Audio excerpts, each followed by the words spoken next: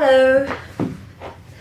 We are doing Monday's Miracle, a weekly segment we have down here at the well, and I'm actually at the well. A lot of times I sit at my house and do the videos, but today we're at the well, and it's time for Monday's Miracle. This is the Monday's Miracle for Monday, February 22nd, 2016. Thought it was interesting that we're at the well for this one because I want to talk about how we were given this place. It was such a miracle. I had started a ministry, and we had been offered a barbershop, a beauty salon, I guess you could say, really, to have our meetings there. It had started with a few people just coming to my house, and then a lady said, "Hey, want to meet in my beauty shop?" Sure. So we met there like every other Sunday. We still were going to other churches on the other Sundays. And then she closed her beauty shop, and we ended up having to go meet at my mother's house. So we had a group of people meeting there every week. We were a church. You know, the first churches were in houses. We got to get out of this mindset that a church has to be in a big fancy building. So we were a house church per the original churches in the Bible. But we still needed a place in town. That was several miles outside of downtown Walnut Cove, which is where we know we're called to minister. Well, this actually happened in about, I'm going to say spring of 2011. I get a phone call from the Walnut Ridge Assisted Living in Walnut Cove. I'm in Walnut Cove now, that's why I keep pointing all around.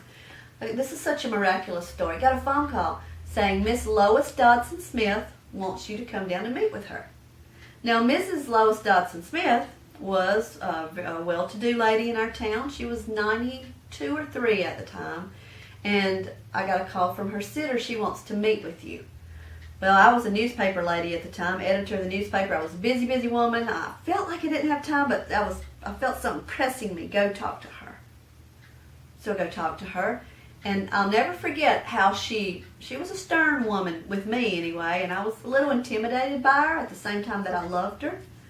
She pointed her finger at me and she said, "What would you do with my house if I gave it to you?" Your house. She owned one of the oldest houses in our town, built in the late 1800s.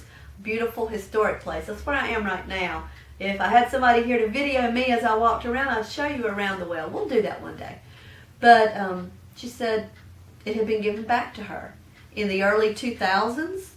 I don't remember the exact year, 2004, 5, I don't remember. She gave her house to the town of Walnut Cove because she went to the assisted living and she said, "Take my house. Do something to bless the town that I so love." I'm paraphrasing, but that was the gist of it. Well, they never were able to do anything with the house. It would have cost too much money for them to bring this house up to speed for what they needed to operate the town office. So they sat on it for many years. It deteriorated. There was mildew climbing on the walls, junk stored here. It was not in great shape. The ceiling in one of the bathrooms had fallen in, and we just had to shut that off. It had been shut off.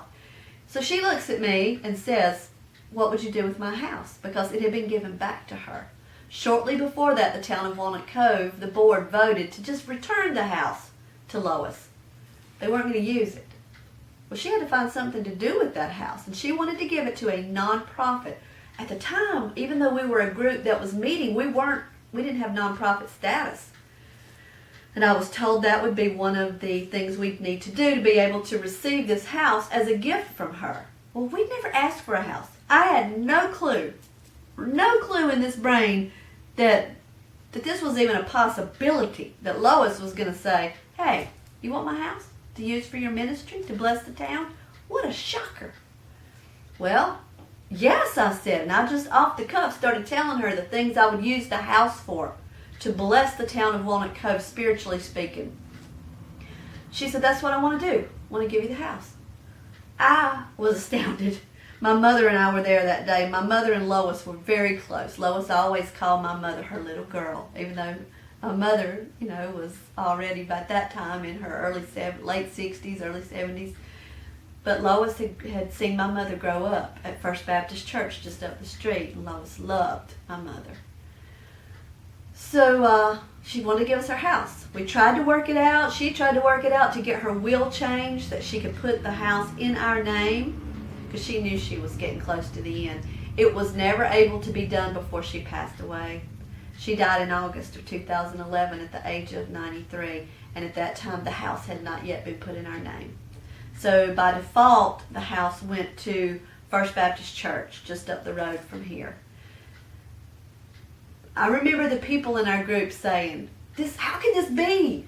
God had dropped a house in our lap that we could have a church in a place in Walnut Cove, and it's taken from us. Now, First Baptist Church did not take it. The will just worked that way, that it went to them. Not their fault. And people were devastated, but I felt this peace from God, this hallelujah, to say, don't worry. Just be quiet. So from the time she died, I had spoken with some people before she died saying, listen, don't we need to do what she's saying here? She's saying what she wants to do with the house, and let's move on it. But from the point she died, I didn't approach anybody else. I never said another word about it except to God and to our little group. I said, just pray. The house is ours. Well, how can it be ours? People would say, the house is ours. We didn't say a word. We didn't fight it.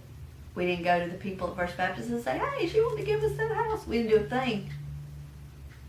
As I said, I had spoken to people before she died, but once she died, nothing. Would you believe, here's the miracle, Monday's miracle. The pastor at First Baptist Church, a godly man, said, I heard Lois say what she wanted to do with her house. Before she died, I heard her numerous times say she wanted to give the house to Leslie and Judy and their crew, as Lois called it. He said, how can we take this house? It won't be a blessing to us when Lois's desire was to give it somewhere else. He took it to the, and not the elders, trustees, I don't know how they work, different church boards, which then it went to the deacon board, then it was presented to the entire church, and that church voted to do what Lois originally said, to give the house to us. And by then we were a nonprofit group, Times of Refreshing, on the old paths. We later became federally incorporated as well, 501c3. What a miracle. What a miracle. A house dropped in our laps, free of charge. I sit here in it this day. I still sometimes look around and just tears form in my eyes to say, God, what a miracle you gave us. You gave us a house. A historic house, a beautiful house. We've been restoring it little by little. And here we sit in a house that you gave us. You dropped it in our lap. We didn't ask for it. We never asked for it. But he knew what we needed. And Lois offered it. And First Baptist Church did the beautiful right thing in God's eyes and gave it to us as she wished. That's a miracle. Monday's miracle. I wanted you to know how we came into possession of the well here. We named it the well after we moved in. That's the story. It was an absolute miracle. Nobody could have done what was done with that, giving us this house but God. Nobody. That's Monday's miracle. Love you. See you soon.